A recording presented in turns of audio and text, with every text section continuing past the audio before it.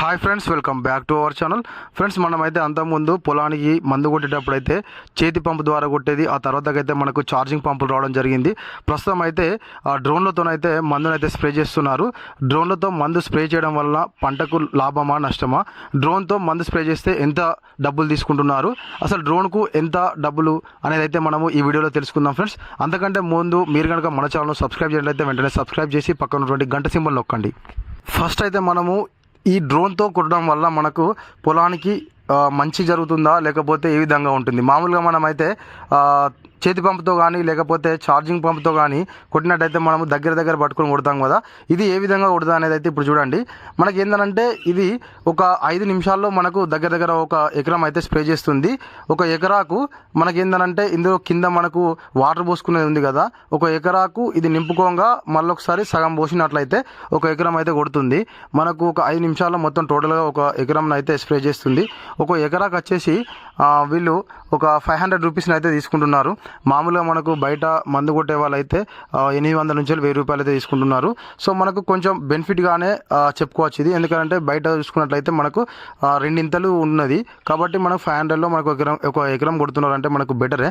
కాకపోతే ఏంటంటే దీనివల్ల మందు అనేది మొత్తం టోటల్గా మనకు పొలానికి పడుతుందా పడదా అనేది అయితే కొంచెం డౌటే. ఎందుకనంటే ఒక 5 నిమిషాల్లో కొడుతుందని అంటే అది మొత్తం గాడ్పుకి అటు ఇటు వెళ్ళిపోతుంది.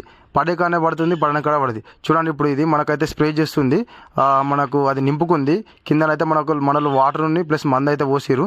చూడండి, మనకు పడ్డ కానే పడుతుంది, పడని కానే అయితే పడకుండా ఉంటుంది.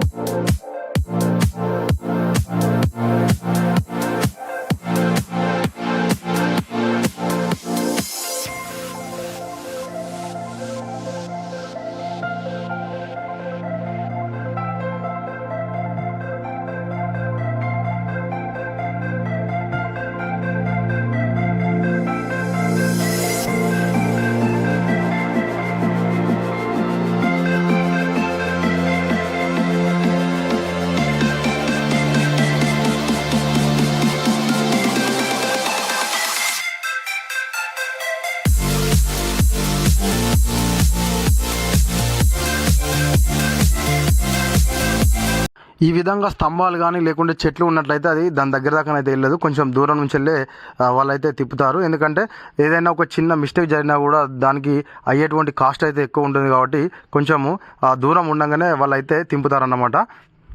అందులో మందు అయిపోయింది. సో మనల్ని అందుకే ఇటు తీసుకొచ్చి పెట్టేశారు.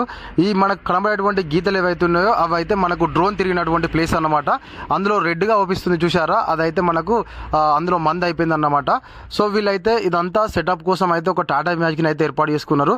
వీళ్ళు ఒక జనరేటర్ను కూడా ఏర్పాటు చేసుకున్నారు.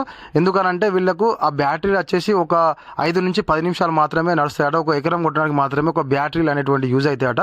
వీళ్ళు ప్రతిసారి ఎక్కడో ఒక పెట్టుకోవడానికి ఛార్జింగ్ పెట్టడానికి అయితే వీలు కాదు.